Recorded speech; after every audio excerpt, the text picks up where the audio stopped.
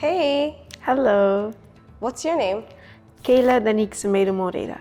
Which year are you in? I'm a first year, first semester student. So where are you from? I'm from the Netherlands, however, I'm ethnically Cape Verdean. When did you arrive in Japan? At the end of March, the 31st of March. So it's been a month. Yeah, around a month and a half. Wow, that's really cool. How long have you taken your online classes? I took them for around a month and then I decided to take a leave of absence because of the time difference of 8 hours. It was really tough. I had classes in the middle of the night and I found myself not retaining any of the information. And I really do want to, study and learn something. So I decided to take a leave of absence. How did you make friends in the online classes?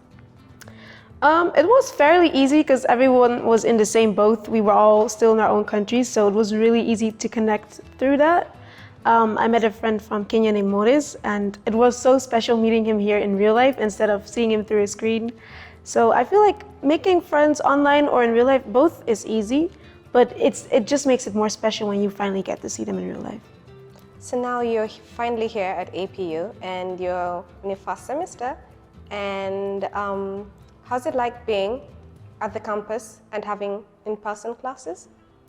It's so much better because aside from the fact that it's during the day this time and you can retain information, it's also way better to just be able to see everyone, walk to class together, take your lunch together. Like there's way more time to spend with everyone, and also seeing the teachers one-on-one. It's easier to ask questions because online it's like, oh, you have to unmute your mic, you have to turn on your camera. It's very confrontational.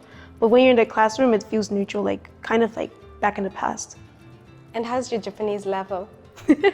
Right now, I am intermediate level, but I haven't really spoken Japanese for a year when I was in my country.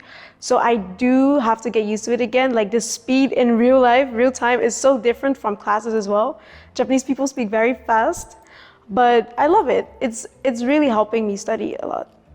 So you got here and you're already at intermediate level. Could you tell us a little bit about that? Yeah, in the Netherlands, I actually went to university and studied Japanese and communication.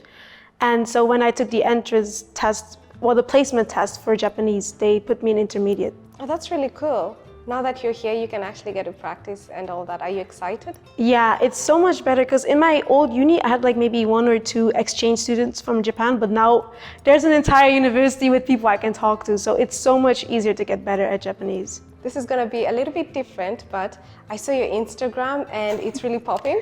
I follow you and I really like it. So what inspires you fashion-wise?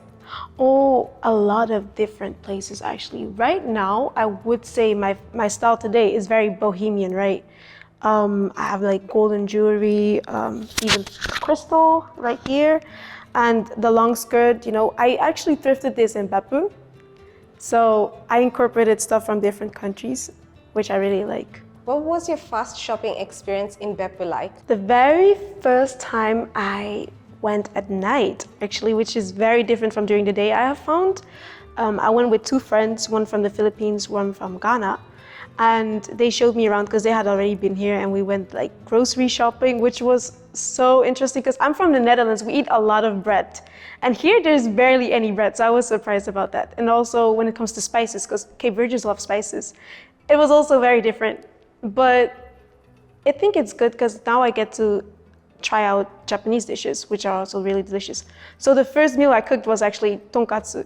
It wasn't anything Cape Verdean or Dutch, it was Japanese.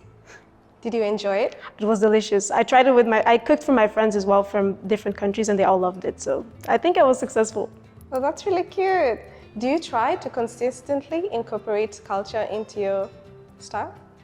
Yeah, I do believe that I try to.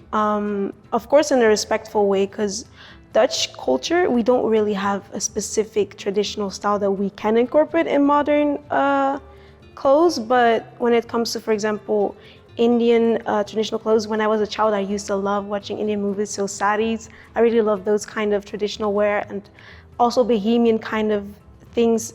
pirate stuff. So I do try, like now that I'm older, to incorporate that, but in a respectful way. So this one I thrifted in Bappu.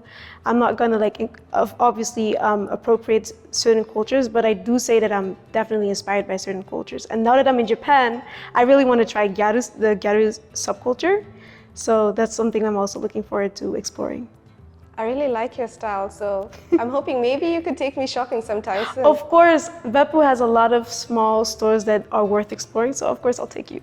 Thank you. So what's the biggest difference you've experienced with life in Netherlands versus life in Japan?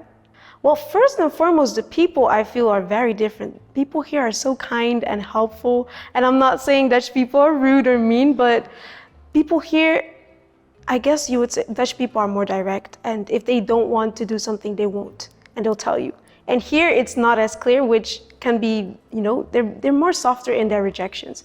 So I would say the biggest thing that is different from the Netherlands is the people, and aside from that, also the food. The food is very different, but they're both very simple, so that I do like. It's very easy to prepare Japanese food, just as it's easy to prepare Dutch food.